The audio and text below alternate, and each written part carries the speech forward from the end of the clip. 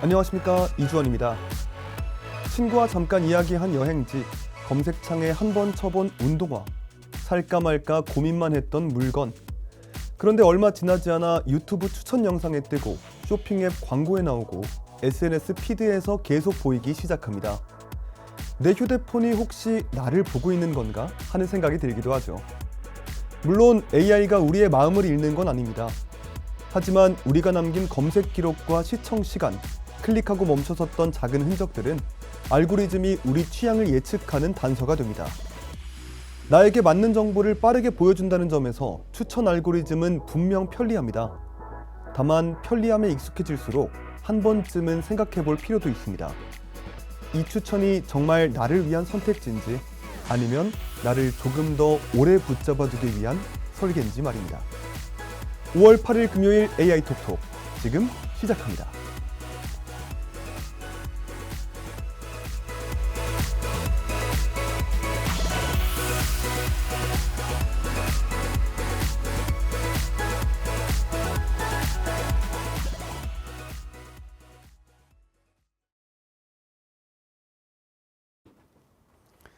네, 5월 8일 금요일 AI 톡톡 오늘도 힘차게 출발해 보도록 하겠습니다. 오늘 스튜디오에 이명호 아나운서 나와 있습니다. 안녕하세요. 네, 안녕하세요. 네, 이명호 아나운서는 혹시 이런 경험 있으신가요? 어떤 경험이요? 뭘 사려고 한 것도 아닌데 그냥 친구랑 잠깐 뭐 운동화 좀 사볼까 이런 고민 한번 했는데 갑자기 뭐 쇼핑 앱 광고에 나오고 뭐 유튜브 추천 알고리즘에 나오고 뭐 인스타그램 피드에 나오고 이랬던 경험 혹시 있으신가요? 사실 굉장히 많은데요. 그렇죠. 친구들이랑 뭐 저번에 피부과 시술에 대해서 한번 얘기를 했다가 네. 그 피부과 광고만 또 줄줄이 나오는 거예요. 그래서 너무 신기하기도 하고 내 얘기를 다 듣고 있나 하는 생각도 좀 들었어요. 맞아요. 저도 뭐 휴대폰 보면서 너 혹시 내 얘기 들었니? 막 이런 이제 생각을 한 적도 있는데 네. 물론 이제 실제로 휴대폰이 들었던 건 아니겠지만 그래도 실제로 이렇게 알고리즘들이 굉장히 또 정교해졌다 이렇게도 볼 수 있는 것 같습니다. 네, 맞습니다. 그만큼 뭐 오늘 이렇게 알고리즘이 이렇게 우리 일상생활에도 AI가 정말 많이 들어왔다 이런 부분들도 말씀드리면서 오늘도 AI 톡톡 우리 새롭게 뉴스 만나보도록 하겠습니다. 오늘도 5가지 뉴스 준비했습니다. 화면으로 만나보시죠. 네, 오늘의 AI 뉴스 헤드라인입니다. 오늘도 AI 관련된 5가지 뉴스 준비했습니다. 어떤 뉴스인지 한번 만나보시죠. 네, 신의 한 수로 유명한 이창호 국수와 또 알파고와의 대국으로 유명한 이세돌 구단이 AI가 답해도 질문은 인간 몫이라면서 유니스트 강연에서 이야기했다고 합니다. 다음으로는 AI 발전에 미국 기업들이 해고 혹은 여전히 사람 필요 여기에 관련된 논쟁을 펼쳤다고 하고요. 출판사들이 메타에 집단 소송을 걸었다고 합니다. 저작물 무단 사용에 관련된 내용인데요. 이 역시도 이따 만나보시고요. 말통하는 AI가 숙소까지 알아준다고 합니다. 야놀자에 관련 AI 관련된 숙소 얘기도 함께 만나보시고요. 마지막으로 로봇도 스님이 됐다고 합니다. 기술도 자비로워야 한다고 하는데요. 이 역시도 잠시 후에 확인해 보도록 하겠습니다. 저희는 첫 번째 뉴스부터 확인해 보도록 하겠습니다.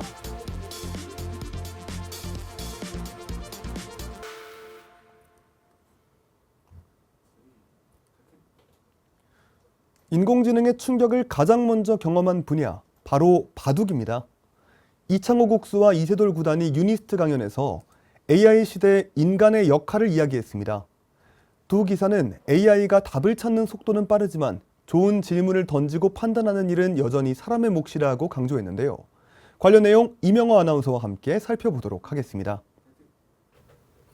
네, 이명호 아나운서는 혹시 바둑 둬보신 적 있으신가요? 바둑은 사실 더 본 적이 없어요. 저 같은 경우는 저희 동네에 제가 어릴 때 기원이 있었거든요. 그래서 뭐 기원에 가서 아저씨들이랑 같이 뭐 대국도 해보고 이랬던 적이 있는데 뭐 그러다가 체스에 빠지게 되면서 뭐 바둑을 그만두긴 했는데요. 바둑에 체스까지 네, 이게 대단하신데요. 또 비슷한 결이다 보니까 네, 체스가 좀 멋있잖아요. 네. 네. 근데 그러다가 바둑이 다시 전 세계적으로 주목을 끌었던 적이 있었죠. 바로 알파고와 이세돌 구단의 인간과 AI의 대결, 이 세 개의 대결이 있었는데요. 네, 맞습니다. 뭐 그 당시 주인공인 이세돌 구단과 또 영화 신의 한 수로 유명했던 이 이창호 국수가 이번엔 유니스트 강연 무대에서 함께 섰다고 합니다.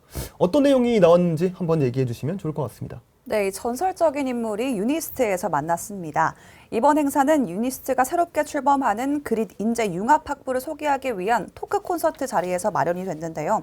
흥미로운 건 첫 공개 무대로 바둑을 선택했다는 점입니다.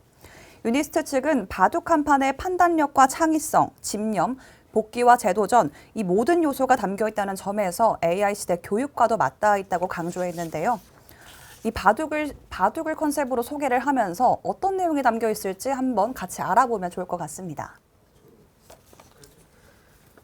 그리고 이 그릿 인재 융합학부에 대한 이야기도 나왔는데 이름만 들어보면 무슨 학부인지 잘 모르겠어요. 네, 조금 어렵죠. 영어도 섞여 있고 융합하고 하니까 뭔가 좀 복잡할 것 같은데 이 그릿 베스트셀러의 이름이기도 합니다.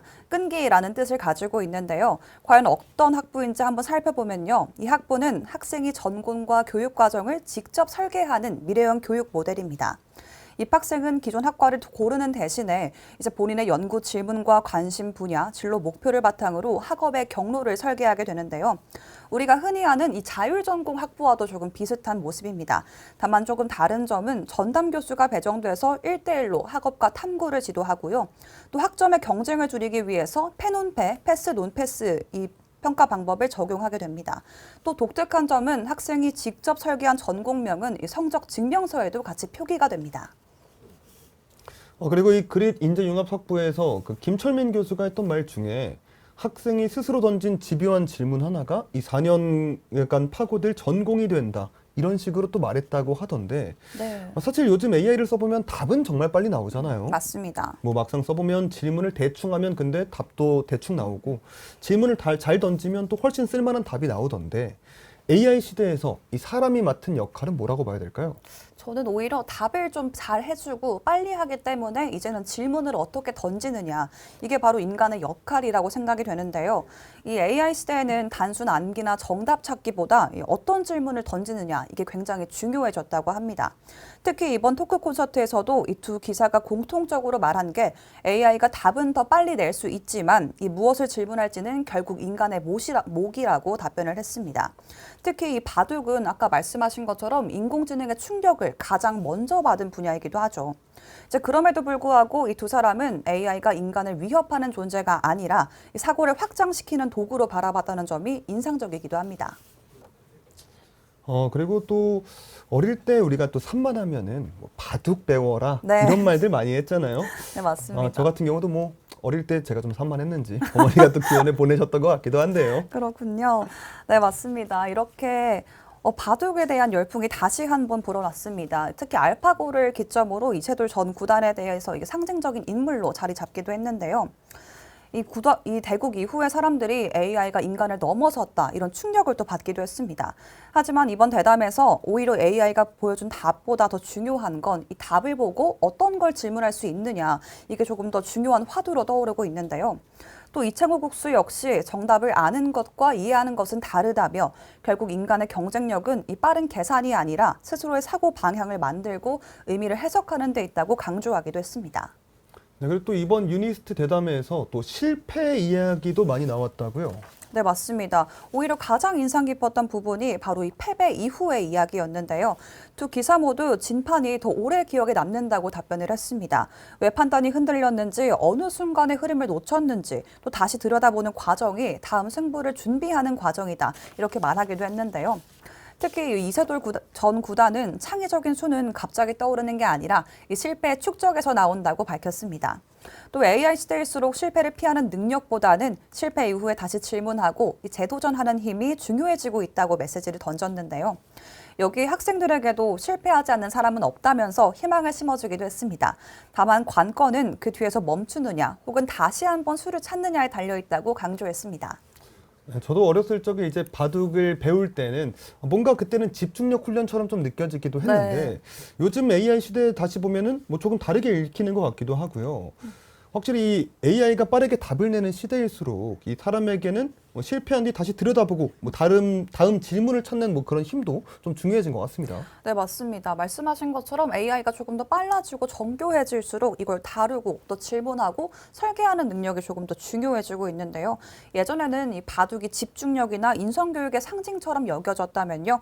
이제는 이 AI가 아닌 인간의 고유 경쟁력을 보여주는 이 하나의 경쟁력으로 자리매김하고 있습니다. 특히 바둑은요, 계산뿐만이 아니라 직관성, 창의성, 그리고 패배 이후의 이 복귀 과정까지 포함되어 있기 때문에 앞으로 AI가 정답을 조금 더 빠르게 제시하는 시대가 될수록 앞으로 인간의 이 몰입하는 힘, 그리고 끈기, 이런 게 조금 더 중요해질 전망입니다. 네, AI가 이렇게 답을 더 빠르게 찾아오는 시대일수록 이 사람에게는 오히려 좋은 질문을 던지는 힘이 더 중요해지고 있습니다. 바둑에서 이 한 수를 두고 끝나는 것이 아니라 왜 그 수를 뒀는지, 어디서 흔들렸는지를 다시 복귀하듯이 AI 시대에서도 이 실패를 돌아보고 뭐 다시 한번 다음 선택을 찾아가는 과정이 또 필요해 보이는 것도 같고요. 네, 맞습니다. 요즘 또 회복 탄력성이라고 하잖아요. 이 실패를 해도 다시 한번 일어날 수 있는 이런 힘이 바둑에서도 같이 보여지는 것 같습니다. 이렇게 이창호 국수와 이세돌 구단이 던졌던 메시지처럼 AI를 두려운 대상이 아니라 뭐 새로운 해석의 도구로 활용하는 그런 지혜가 필요할 것 같습니다. 저희는 두 번째 뉴스 만나보도록 하겠습니다. 네, AI 발전에 또 미국 기업들 사이에서 또 논란이 일어났습니다. 이렇게 AI 때문에 해고를 당하느냐, 아니 AI가 있어도 여전히 사람이 필요하느냐, 이 두 가지 주장이 굉장히 크게 부딪혔다고 하는데요. 어떤 내용인지 만나보시죠.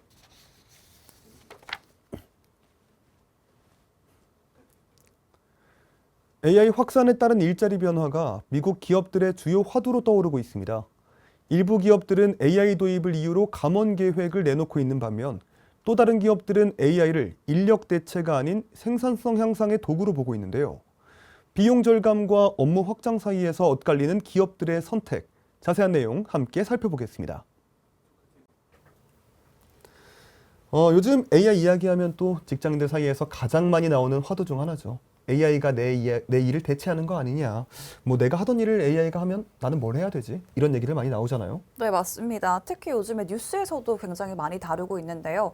이 흔들리지 않을 거라고 생각했던 전문직까지 같이 위협을 받으면서 이 AI에 따른 이 인력 대체 문제가 조금 더 화두에 오르고 있습니다. 뭐 예전에야 뭐 단순 노동 같은 것들만 먼저 대체되겠다 생각했다면 방금 얘기해 주셨던 것처럼 이렇게 전문직 일자리까지도 좀 위협을 받고 있는 상황처럼 보이는데 네. 이제는 단순한 이 철학적 논쟁을 넘어서 이 실제 기업들의 인력 운영 방식까지도 바꾸고 있다고요. 네, 맞습니다. 최근 AI가 이 단순 업무 도구를 넘어서 기업 구조 자체를 개편하는 방향으로 나아가고 있는데요.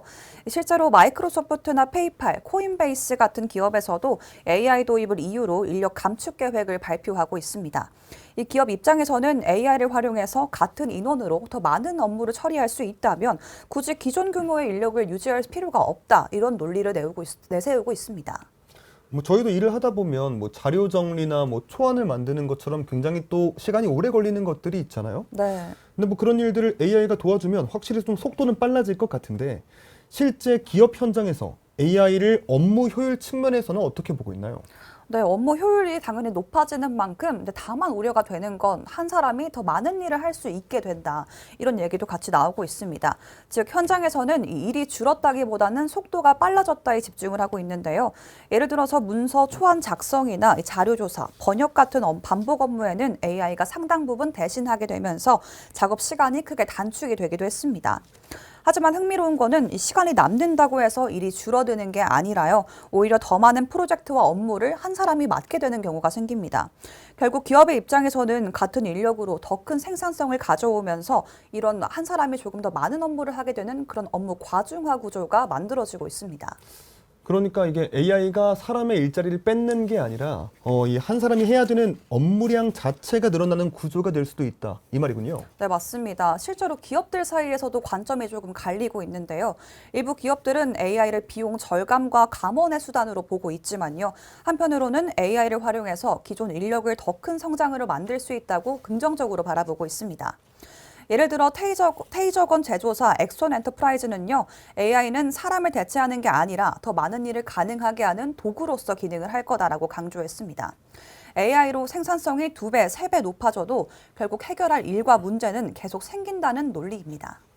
근데 반대로 또 이 AI를 이유로 사람을 줄이는 건 이 성장 전략이 아니라 안주 전략이 아니냐, 뭐 이런 비판도 나오더라고요. 네, 실제로 그런 지적이 적지가 않습니다. 단기적으로는 감원을 해서 비용을 줄이고 이 투자자들에게 효율성을 보여줄 수는 있지만요. 지나친 효율 추구가 오히려 장기적으로 봤을 때는 이 혁신과 성장 동력을 악화시킨다는 지적이 나오고 있습니다. 특히 이 콘텐츠나 기획, 결국 사람의 창의성과 판단이 필요한 부분에서는 이 무리한 인력 감축이 장기적인 경쟁력을 떨어뜨릴 수 있다. 이런 우려의 목소리도 나오고 있습니다. 이와 관련해서 중국 법원의 판결도 화제가 됐다고 하던데 AI가 대신할 수 있다는 이유만으로 이 노동자에게 불이익을 주는 것이 정당한가? 이 부분도 중요한 논점일 것 같습니다. 네, 맞습니다. 중국 항저우의 한 IT 기업이 이 AI가 대체가 가능하다면서 한 노동자를 이제 해고를 했습니다. 이 노동자가 이제 소송에 들어갔는데요. 이 법원은 이런 이유로 직원 임금을 삭감하고 해고한 조치를 위법하다고 판단을 했습니다. 법원은 기술 변화에 따른 부담을 노동자에게 전가해서는 안 된다고 선을 그었는데요. 이 기업이 재교육이나 재배치를 통해서 노동자의 역량을 높여야 한다고도 메시지를 밝혔습니다. 이처럼 AI 발전이 단순 비용 절감이 아니라 이 노동 환경 개선 그리고 삶의 질 향상으로 이루어져야 할 것 같습니다.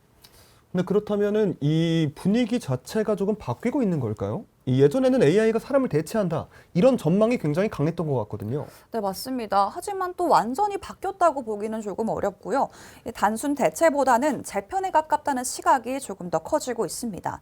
실제로 인사 전문가들은 앞으로 없어지는 직무도 당연히 있겠지만 여러 업무를 동시에 수행하거나 AI를 활용하는 새로운 형태의 직업이 생겨날 거라고 가능성을 보고 있습니다.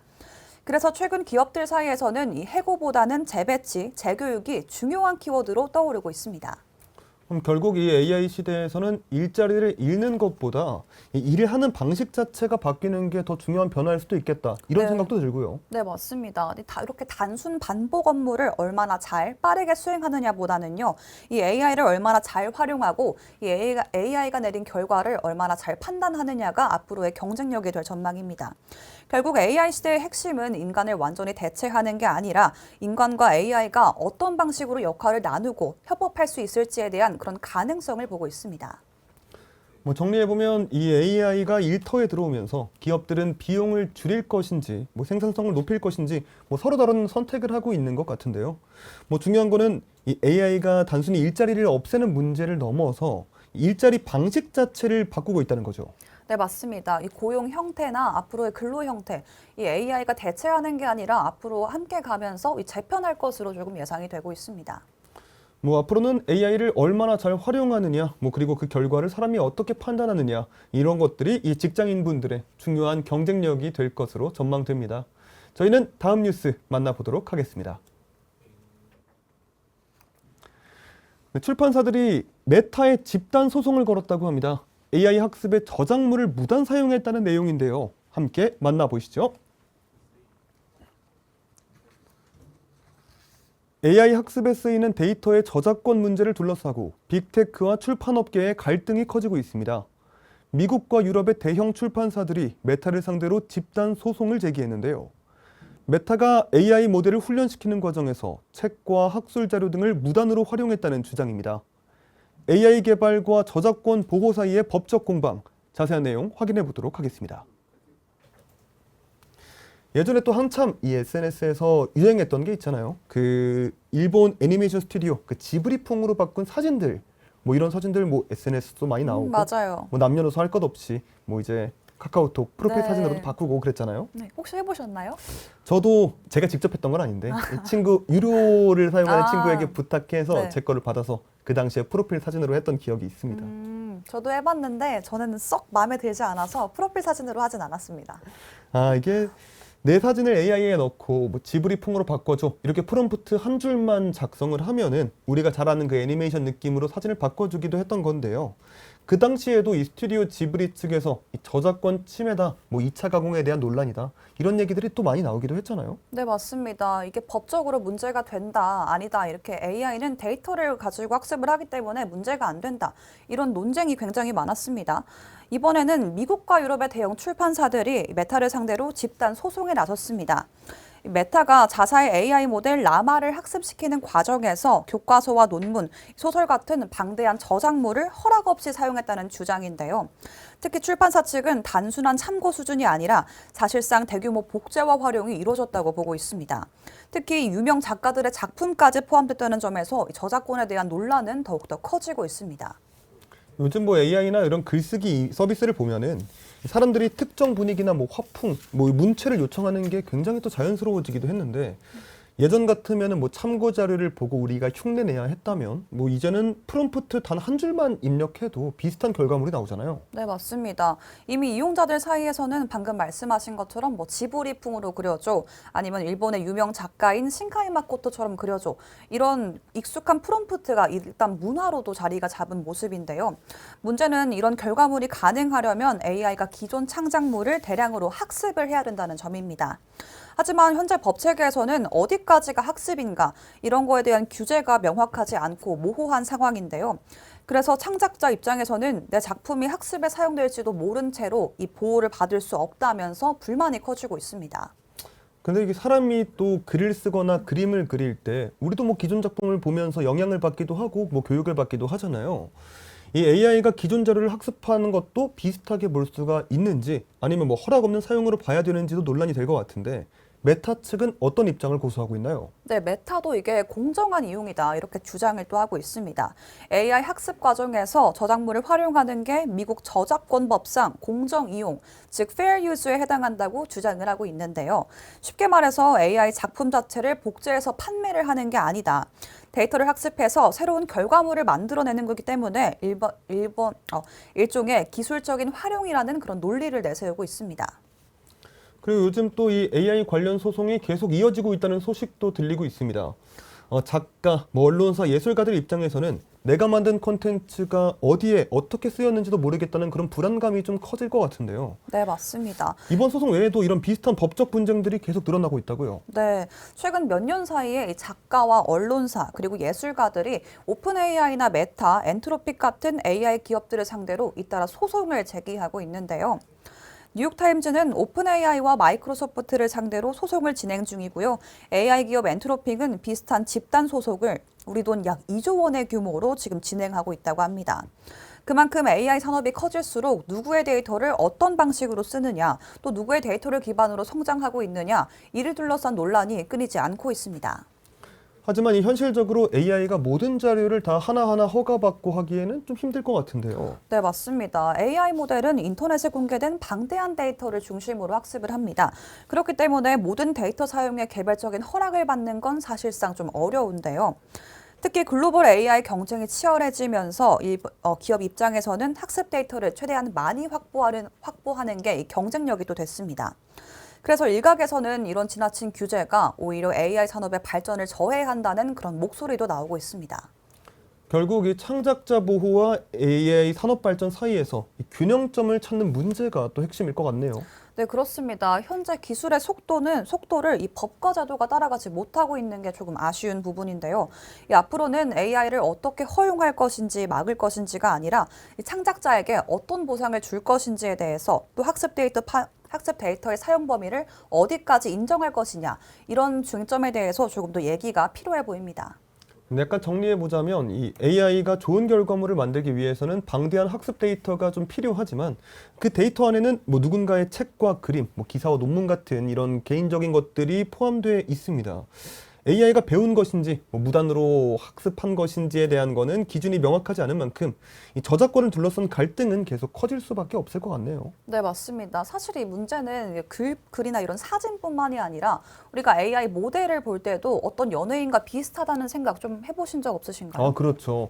제가 봤을 때도 이거 뭔가 어디서 본 것 같은데, 이런 게 굉장히 많더라고요. 네, 맞습니다. 사실상 이게 인터넷에 있는 정보를 뭐 크롤링을 했기 때문에 뭐 어디 연예인을 좀 따오고 가지고 어떤 일반인의 얼굴을 따오고 이런 문제가 이런 업계뿐만 아니라 일반 사용자들 사이에서도 조금 화두에 오르고 있습니다. 네, 앞으로의 AI 산업의 성장만큼이나 이 창작자의 권리와 보상을 어떻게 가져갈 것인지 여기에 대한 것도 중요한 과제가 될 전망입니다. 저희는 다음 뉴스 만나보도록 하겠습니다. 말통하는 AI가 숙소까지 알아봐 준다고 합니다. 대한민국 숙박업체 야놀자가 이 K 여행을 디지털 전환했다고 하는데요. 어떤 내용인지 확인해 보시죠.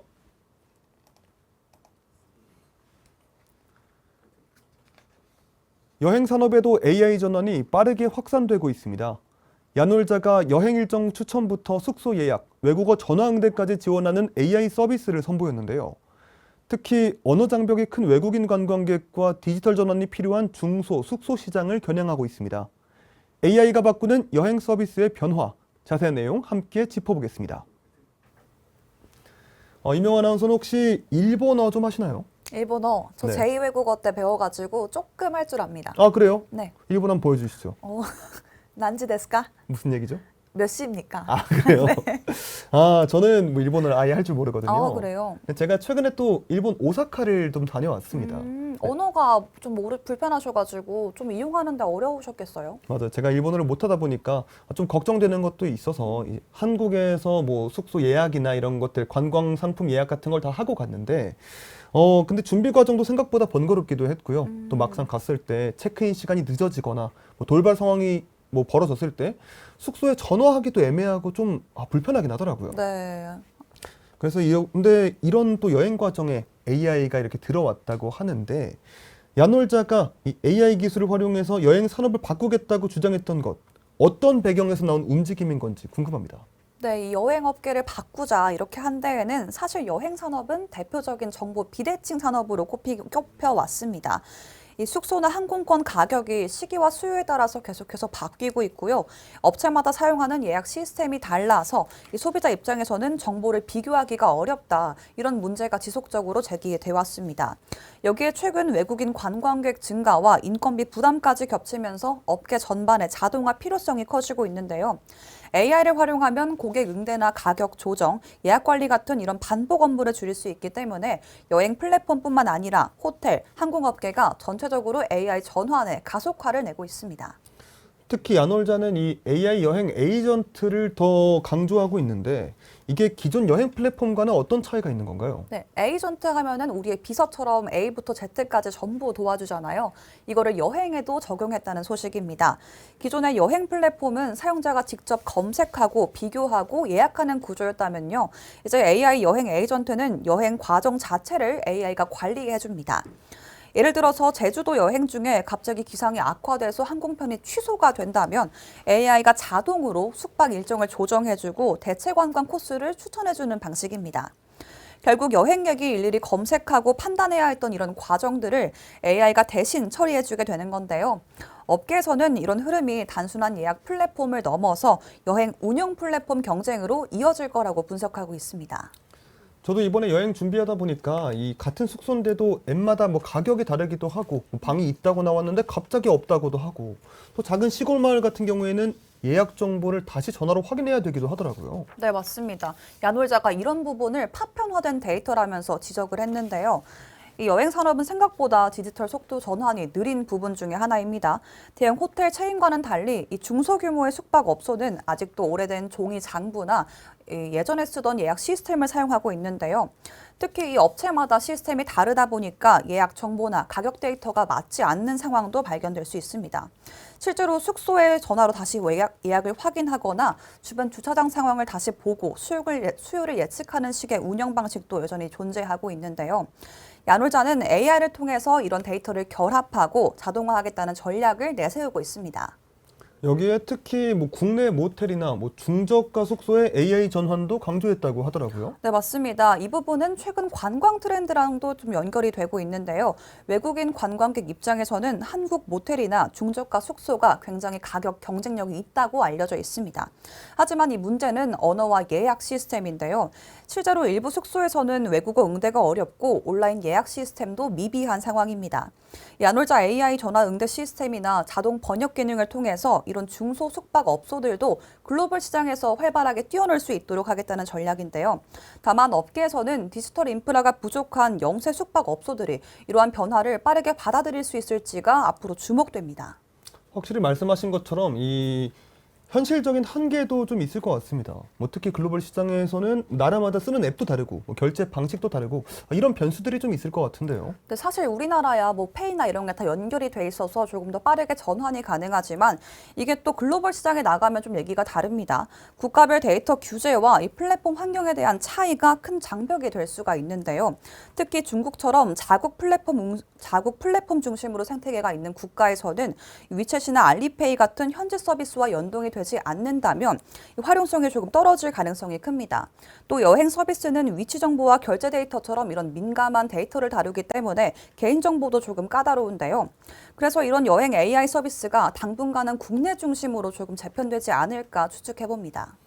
그렇다면 이 결국 여행 산업에서도 AI 경쟁이 본격화되고 있다. 이렇게 봐야겠죠? 네, 그렇습니다. 과거의 여행 플랫폼 경쟁이 얼마나 많은 숙소와 얼마나 많은 항공권을 가지고 있냐, 이게 관건이었다면 이제는 누가 더 데이터를 잘 연결하고 개인 맞춤형 플랜을 잘 연결을 해주냐, 이게 좀 관건이 될 것 같습니다. 특히 AI가 여행 중에 발생하는 변수까지 연결을 해준다면 플랫폼 역할 자체가 이렇게 관리하는 형태로 바뀔 가능성이 조금 큰데요. 다만 동시에 데이터 독점이나 이 플랫폼 종속 문제도 같이 커지면서 앞으로는 이 기술 경쟁뿐만 아니라 데이터 주권 문제 그리고 플랫폼 경쟁 문제도 같이 심화될 것으로 보입니다. 네, AI는 이제 여행지를 추천하는 수준을 넘어서 예약과 응대, 뭐 가격 관리, 돌발 상황 대처까지 여행 전 과정으로 들어오고 있습니다. 여행객 입장에서는 더 편리한 맞춤형 서비스를 받을 수 있고 숙박업계 입장에서는 언어와 운영 부담을 줄일 수 있는 기회가 될 것 같기도 합니다. 네, 맞습니다. 소비자 입장에서는 조금 더 편리해지겠지만 다만 우리가 계속 말씀드리고 있는 이 개인정보 문제, 또 데이터 주권의 문제가 앞으로 어떻게 해결될지는 조금 더 지켜봐야겠습니다. 네, 저희는 네 번째 뉴스 맞춰 만나봤고요. 이제 다섯 번째 뉴스 확인해 보도록 하겠습니다. 네, 로봇이 스님이 됐다고 합니다.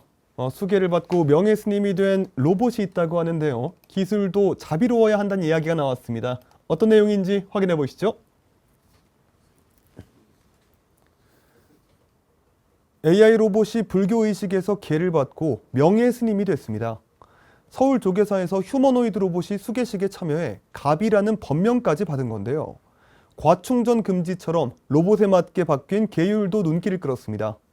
전통 종교의식과 AI 로봇이 만난 현장, 이명호 아나운서와 함께 살펴보도록 하겠습니다. 네, 이명호 아나운서는 혹시 이제 곧 다가올 이 부처님 오신 날에 절에 가보신 적 있으신가요? 사실 제가 종교가 천주교여가지고 절에 가본 적은 없습니다. 아, 그래요? 네. 저희는 이제 저희 어머니께서 좀 불교 신자셔가지고 저는 매년 부처님 오신 날 때마다 이제 어머님 찾아뵙고 같이 절에 가는 편이긴 하거든요. 그래요? 그럼 이런 행사가 좀 익숙하시겠어요? 저한테는 약간 1년 만에 한 번 있는 또 효도 기회이기도 한데 그 절에 가면은 그 고즈넉한 분위기 그리고 자연 풍경 이런 것들을 보는 게 참 좋더라고요. 네, 맞습니다. 마음도 평안해지는 것 같고 뭔가 모르는 이런 자비가 저한테 들어오는 것 같고. 맞습니다. 그런데 이번 또 부처님 오신 날을 앞두고 이번에 서울 조계사에서는 그 제가 방금 말씀드렸던 뭐 고즈넉한 분위기, 뭐 아름다운 자연 풍경과는 좀 결이 다른 이색적인 장면이 연출됐다고 합니다. 이 휴머노이드 로봇이 직접 수계식을 받고 스님이 됐다고 하는데 이게 무슨 내용인가요? 네, 일단 이런 이색적인 장면 먼저 함께 살펴보겠습니다. 처음으로 모습을 드러낸 스님 로봇인데요. 수계식장에 들어서 부처님께 합장을 하고 있는 그런 모습입니다. 이번 행사에서 열린 조계사에서 열린 특별 수계식이었는데요. 이 수계식은 불자들이 불교 계율에 따라서 서약을 하는 의식입니다. 로봇이 불교 의식을 통해서 정식으로 계율을 받은 국내 첫 사례이기도 했는데요. 휴머노이드 로봇이 실제 불자와 비슷한 절차를 거쳐서 이 불교 계율을 받는 형식으로 진행이 되기도 했습니다. 특히 생명 존중을 해치지 않고 다른 로봇을 훼손하지 않는 등 이렇게 재미있는 오계를 또 하기도 했는데요. 여기서 재미있는 건 과충전 금지입니다. 원래는 불살생, 절도를 하지 않겠다, 이런 식으로 일상에서 지켜야 되는 최소한의 도덕적 실천 윤리였는데요. 이걸 또 로봇에 맞춰서 재미있게 변주를 준 겁니다. 이렇게 기술과 불교 전통을 결합한 상징적인 행사라는 평가가 나오고 있는데요. 또 여기에 이름 적힌 거 보이실까요? 이름 적힌 거 보이실까요? 가비 말씀이시죠? 네, 맞습니다. 아까 말씀드린 것처럼 이 법명도 같이 받았습니다. 이 가비는 석가모니와 자비를 결합한 단어인데요. 조계식을 마친 뒤에 스님들과 함께 조계탑을 3바퀴 정도 도는 이 탑돌이도 같이 진행을 했습니다. 가비는 부처님 오신 날 전후로 명예스님으로 활동할 계획이라고 합니다. 요즘은 참 이 종교 행사도 예전과는 많이 달라진 것 같습니다. 예전에는 뭐 절이나 뭐 종교 행사 하면은 굉장히 좀 엄숙한 분위기를 좀 생각을 했다면 최근에는 젊은 세대도 쉽게 접할 수 있는 그런 방식으로 이렇게 종교와 문화를 연결하려는 시도들도 눈에 띄는 것 같은데 이번 로봇 수계식 이런 변화의 흐름이라고 볼 수 있을까요? 네, 맞습니다. 최근 불교계는 과거에 이렇게 엄숙한 그런 거와는 좀 거리감 있는 이미지를 넘어서 이제는 MZ세대, 젊은 세대와 소통하려는 시도를 적극적으로 보이고 있습니다. 이 대표적으로 DJ 컨셉으로 화제를 모은 이 뉴진 스님처럼 불교와 대중문화가 접목한 콘텐츠가 SNS에서 반응을 얻고 있고요. 또 MZ 문화와 결합한 이런 굿즈가 인기를 끌면서 하나의 트렌드로 또 소비가 되고 있습니다. 참 이게 또 사람이 절에서 합장하고 뭐 의식에 참여하는 건 좀 자연스럽게 받아지지만 이 로봇이 같은 자리에 서 있다고 생각을 하면 좀 낯설게 느껴지기도 하고요. 네. 뭐 겉으로는 똑같이 인사를 하고 대답을 하더라도 그 의미를 어떻게 봐야 할지 궁금해지는 부분도 있기도 하고요. 이 로봇이 종교 의식에 참여한 것을 두고 어떤 이야기가 나오고 있는지도 좀 궁금합니다. 네, 과연 이 로봇이 종교의 의식을 이해할 수 있는가에 대한 이제 지적도 조금 나오고 있습니다. 실제로 종교계 안팎에서도 의견이 조금 갈리고 있습니다. 이 종교는 단순한 행동이 아니라 믿음과 수행, 내면의 깨달음이 조금 중요한 영역인데요. AI가 이를 진정으로 이해할 수 있느냐에 대한 질문이 좀 나오고 있습니다. 그래서 이번 행사도 로봇이 실제 신앙의 주체라기보다는 인간과 기술이 공존하는 미래를 조금 상징적으로 보여줬다. 이렇게 좀 해석할 수 있겠습니다. 근데 또 제가 놀란 게 해외에서는 이런 비슷한 사례들이 좀 있다고 하더라고요. 네, 맞습니다. 일본에서도 재밌는 사례가 있었는데요. 네, 이렇게 사진처럼 로봇 승려, 이렇게 붓다로이드가 사진처럼 법회를 진행하거나 장례의식을 돕는 그런 행사도 있었습니다. 일부 종교단체에서는 AI 챗봇을 상담에 활용도 했고요. 다만 이 종교는 인간의 감정과 공동체의 경험이 중요한 분야인 만큼요. AI가 어디까지 역할을 할 수 있을지는 앞으로 좀 지켜봐야 될 것 같습니다. 처음에는 뭐 로봇이 스님이 됐다고 하는 이런 좀 신기한 뉴스 정도로만 느껴졌는데 생각보다 가진 메시지들이 좀 많은 것 같습니다. 네, 맞습니다. 이번 행사에서 불자로서 가장 큰 의미가 뭐라고 생각하시나요? 제가 봤을 때는 뭔가 이 사람이 아닌 그런 로봇, AI 역시도 이 종교를 믿을 수 있는 그런 가능성도 있다. 이 정도로 좀 받아들여지는 것 같긴 합니다. 네, 맞습니다. 이렇게 전통 신앙과 기술의 결합이 앞으로도 주목이 되는데요. 이번 사례는 단순히 로봇이 절에 등장했다 이런 차원을 넘어서요. 전통 종교가 AI 시대에 어떤 방식으로 연결이 될지를 보여주는 중요한 전환점이었다고 저는 생각을 합니다. 특히 최근 불교가 젊은 세대와 적극적으로 소통을 하면서 이 문화적인 확장성을 보여주고 있는 만큼 앞으로 종교와 기술 그리고 윤리 문제를 함께 논의하는 그런 흐름도 주목해 볼 만합니다. 네, 정리해보자면 이번 로봇 수계식은 이 전통 종교의식과 AI 기술이 합친 정말 좀 상징적이고 이색적인 장면이었습니다. AI와 로봇이 우리 사회 곳곳으로 지금 들어오고 있는 만큼 이 기술을 어디에 어떤 태도로 사용할 것인지에 대한 고민도 좀 커지고 있는 것 같은데요. 편리함을 넘어서 책임과 윤리까지 생각하는 기술의 방향이 앞으로 더 중요한 과제가 될 것으로 보입니다. 이렇게 5가지 뉴스 만나봤습니다. 어떤 뉴스였는지 한 번 더 화면으로 확인해 보시죠.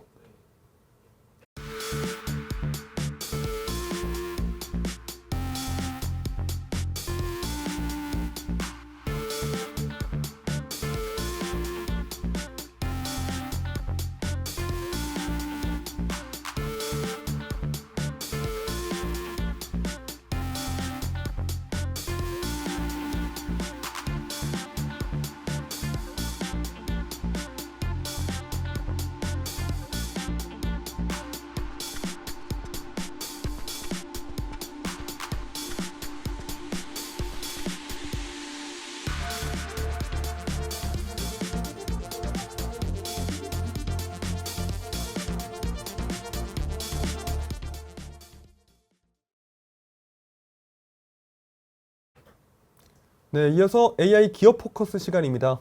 오늘 소개해드릴 기업은 기업용 AI와 하이브리드 클라우드 분야에서 존재감을 나타내고 있는 IBM입니다. 네, 오래된 IT 강자로 알려진 IBM. 이 IBM이 AI를 기업 업무에 어떻게 활용할지 조금 주목하고 있다고 합니다. 어떤 전략으로 나아가고 있는지 함께 살펴보시죠.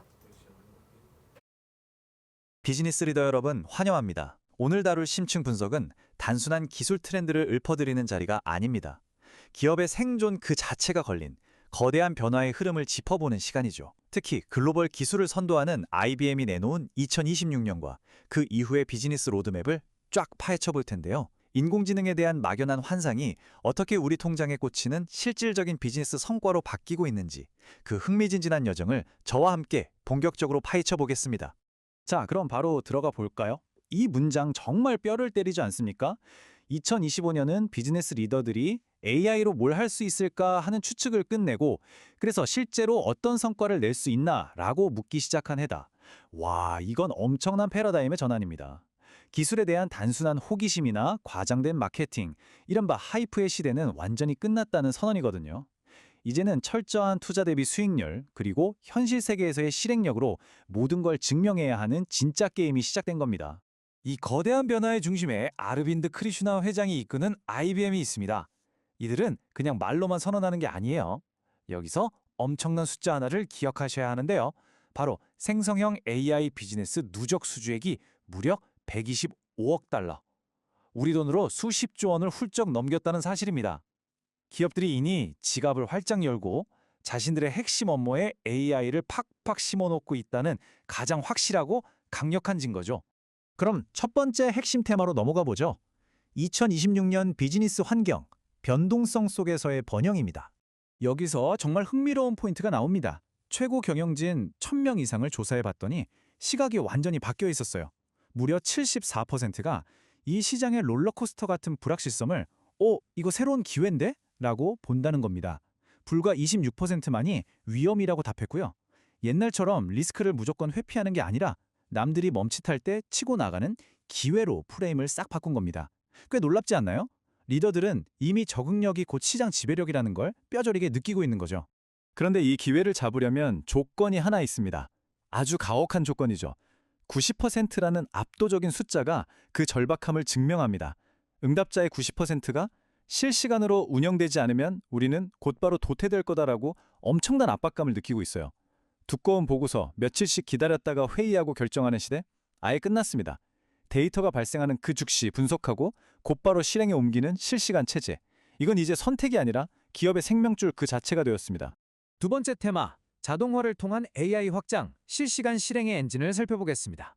상상해보세요. 2028년까지 새로운 앱이 무려 10억 개나 쏟아진다는데 이걸 사람이 일일이 수동으로 관리한다? 절대 불가능하죠. 그래서 IBM이 준비한 게 이 전방위적인 자동화 무기들입니다. 클라우드 상황을 한눈에 쫙 보여주는 인스타나 IT에 돈 쓴 만큼 가치가 나오는지 추적하는 앱티오, 그리고 여기서 가장 핵심은 터보노믹스입니다. 요즘 AI 하려면 GPU가 완전 금값이잖아요. 이 비싼 자원을 쥐어짜서 최적화해주는 효자 녀석이죠. 거기다 멀티 클라우드를 꽉 잡고 있는 하시코프, AI가 알아서 문제를 미리 짚어내는 IBM 콘세트까지. 한마디로 IT 비용은 확 낮추면서 진정한 엔터프라이즈 AI를 돌리게 해주는 어벤져스 팀인 셈입니다. 여기서 잠깐 우리가 절대 놓치면 안 될 소비자 심리가 하나 있습니다. 기업이 AI가 실수한 걸 슬쩍 덮으려고 하잖아요. 그럼 고객의 3분의 2가 그냥 뒤도 안 돌아보고 떠나버립니다. 숨기는 행위 자체가 폭탄 스위치가 되는 거죠. 근데 진짜 반전은 이겁니다. 우리 AI가 이런 한계가 있습니다 하고 투명하게 인정하면 놀랍게도 고객의 56%는 기꺼이 이해하고 수용한다는 거예요. 그러니까 AI 시대에 진짜 필요한 건 기계적인 완벽함이 아닙니다. 솔직한 투명성과 설명 가능성이죠. 이건 기업의 신뢰도와 직결되는 진짜 중요한 포인트입니다. 이어서 세 번째 파트, IBM 플라이휠, 고객가치의 복리 효과로 들어가 보죠. 앞서 말한 복잡한 퍼즐들을 다 맞춘 결과가 어땠을까요? 재무 성과가 아주 깔끔하게 증명합니다. 2025년 기준 인프라 10%, 소프트웨어 9%라는 탄탄한 성장을 찍었어요. 여기서 눈여겨보실 핵심은 바로 이겁니다. 이제 소프트웨어가 IBM 전체 매출의 45%를 쫙 끌어당기고 있다는 사실이죠. 과거의 그 딱딱한 하드웨어 회사 생각하시면 큰 오산입니다.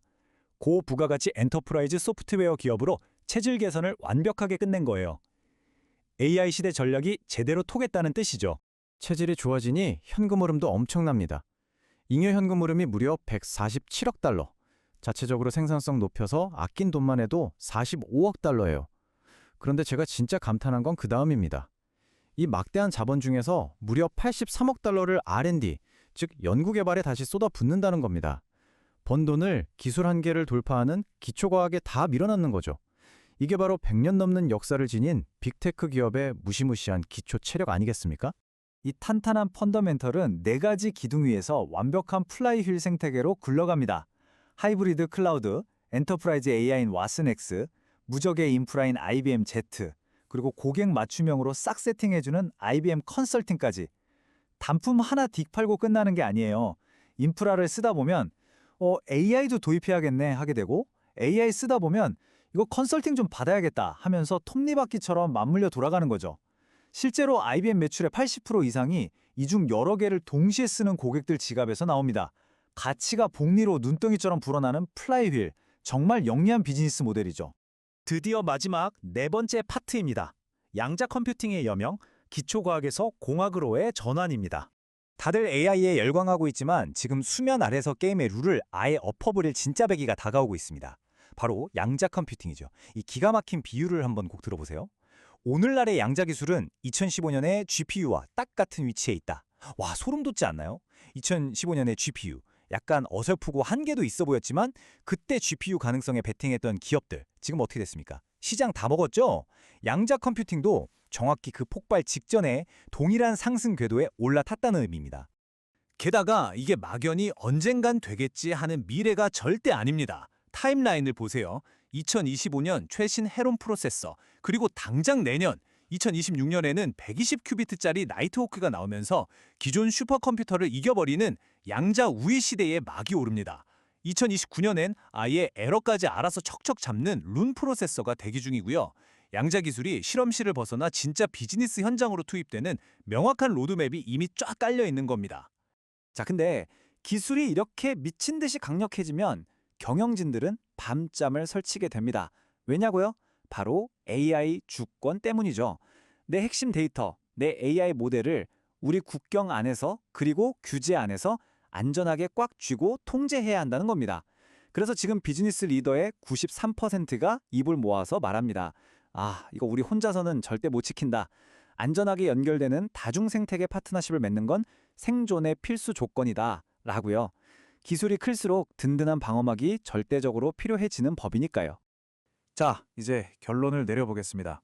기술 발전은 절대 브레이크를 밟지 않고 시장의 불확실성은 내일 당장 어떻게 튈지 모릅니다. 여기서 여러분께 한 가지 묻고 싶네요.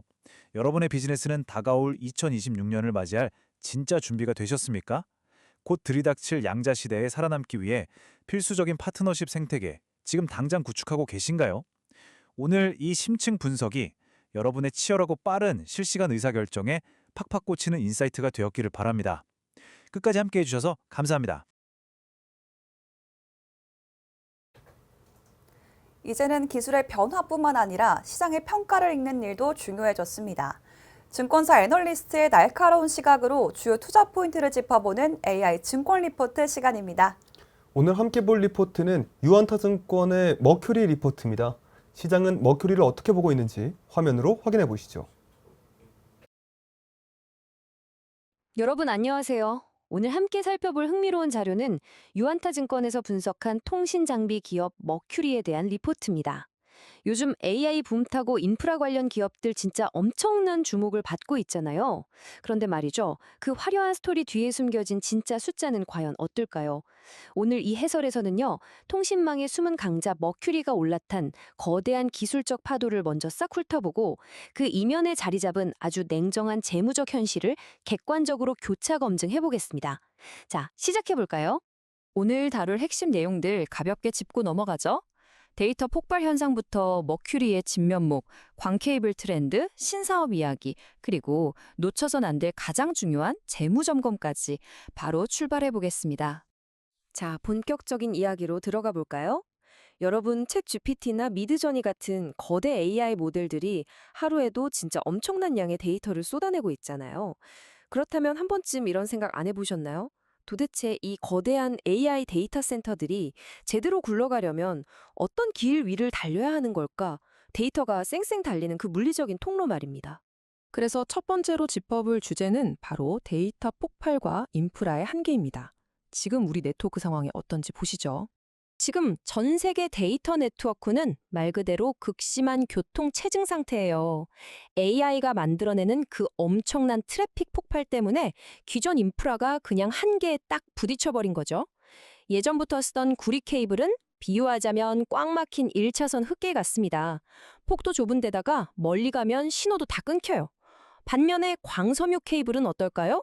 한마디로 뻥 뚫린 8차선 고속도로, 아니 아우토반입니다. 지연도 거의 없고 멀리까지 데이터를 쫙쫙 쏴주죠. AI 데이터라는 이 어마어마한 물동량을 처리하려면 이 광섬유 고속도로가 이젠 선택이 아니라 필수가 된 상황입니다. 두 번째 섹션, 이 고속도로를 까는 통신망의 숨은 강자, 머큐리를 만나보시죠.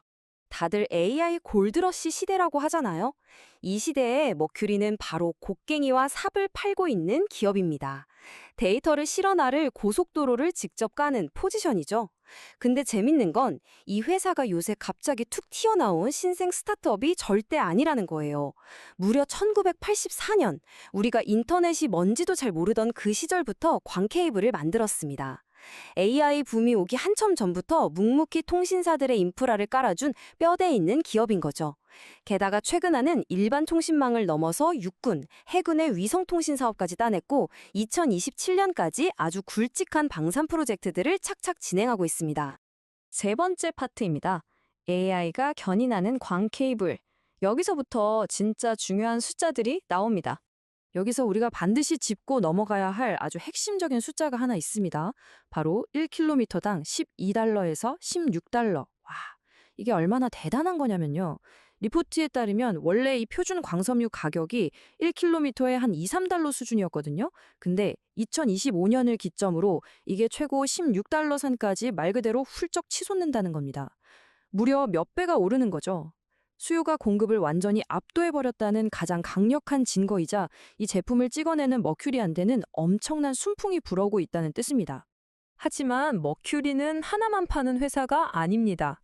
네 번째, 와이파이 7과 신사업 확장을 보실까요? 광케이블 하나만 믿고 가는 원툴 회사가 아니에요.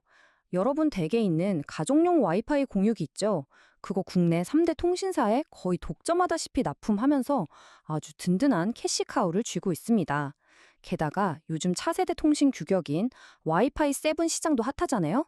병원, 대학, 자동차 인포테인먼트 쪽으로 쫙쫙 뻗어나가고 있고요. 앞서 말씀드린 방산 쪽, 군 위성통신은 물론이고 2025년 목표로 무슨 SF 영화에서나 나올 법한 스텔스 와이파이 사업 MOU까지 맺었다고 하네요. 소방 방제 솔루션까지 더해지면서 회사 기초 체력과 생존력이 정말 다방면으로 탄탄해지고 있습니다. 자, 여기까지 들으면 분위기 정말 좋죠? 하지만 마지막 다섯 번째 기대와 현실, 재무점검 섹션에서 팩트체크를 좀 해봐야 합니다. 여기서부터 우리가 가진 거대한 기대감과 차가운 현실 사이에 큰 괴리가 하나 발생합니다. 방금 본 엄청난 호재들에도 불구하고 실제 매출액은 어떨까요? 장부를 열어보면 2022년 1조 6,310억 원을 찌르고 나서 오히려 계속 내리막길입니다. 2023년엔 1조 5,360억 원, 그리고 리포트가 추정한 2025년 예상 매출액은 1조 2,390억 원으로 더 쪼그라들 전망이에요. 화려한 AI 타이틀에 가려져 있었지만 탑라인 성장은 아직 뒷걸음질을 치고 있다는 것, 이게 바로 냉정한 현실입니다. 매출은 그렇다 치고 그럼 수익성은 어떨까요? 더 엄격한 잣대인 영업이익을 보면 상황이 조금 더 심각합니다. 2023년에 490억 원 흑자를 냈는데 2024년엔 마이너스 90억 원으로 적자 전환할 것으로 예상됩니다. 진짜 놀라운 건 아까 광섬유 간격이 본격적으로 치솟는다는 그 2025년에도 영업이익은 마이너스 70억 원으로 계속 적자를 낼 거란 분석이에요. 여러분, 이 해설에서는 어떤 입장을 대변하진 않습니다. 기술적 기대감이 엄청난 건 사실이지만 당장의 수익성 지표는 아주 명백하게 빨간불, 마이너스를 가리키고 있다는 사실도 절대 놓치시면 안 됩니다. 지금 시장도 이 복잡한 모순 때문에 머리가 아주 아플 겁니다. 이 차트를 한번 보세요. 미래 인프라가 크게 성장할 거라는 그 엄청난 기대감, 그리고 단기적으로 당장 찍히는 실적 부진이라는 차가운 현실, 이 두 가지가 정말 팽팽하게 줄다리기를 하면서 주가의 큰 변동성을 그대로 만들어내고 있습니다. 오늘 살펴본 자료의 가장 핵심적인 모순을 딱 한 줄로 요약해 드릴게요. 광섬유 가격은 25년을 기점으로 상승한다. 이건 정말 거부할 수 없는 역대급 매크로 순풍이죠. 하지만 동시에 영업이익은 24년 마이너스 90억, 25년 마이너스 70억이다.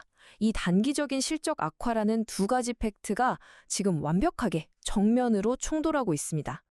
자, 이제 여러분이 스스로 판단해 볼 시간입니다. 폭발적으로 커질 수밖에 없는 AI 통신망 인프라라는 이 거대한 내러티브가 과연 매출 감소와 단기 적자라는 장부상의 차가운 숫자를 단숨에 엎고 올라설 수 있을까요? 아니면 실제 돈을 벌어들이는 턴어라운드까지 우리가 생각하는 것보다 훨씬 더 길고 지루한 터널을 지나야 할까요? 화려한 스토리와 객관적인 숫자를 나란히 놓고 비교해보는 것, 투자의 기본이겠죠? 어떻게 생각하시나요? 오늘 해설은 여기서 마치겠습니다. 다음에도 아주 흥미롭고 유익한 분석으로 찾아올게요. 감사합니다. 네, 오늘 준비한 소식은 여기까지입니다. 저희가 전해드렸던 소식이 AI를 이해하는 데 조금 도움이 되셨길 바랍니다. 내일도 AI를 간파하는 똑똑한 정보들로 다시 찾아뵙겠습니다. 함께해 주신 여러분 고맙습니다.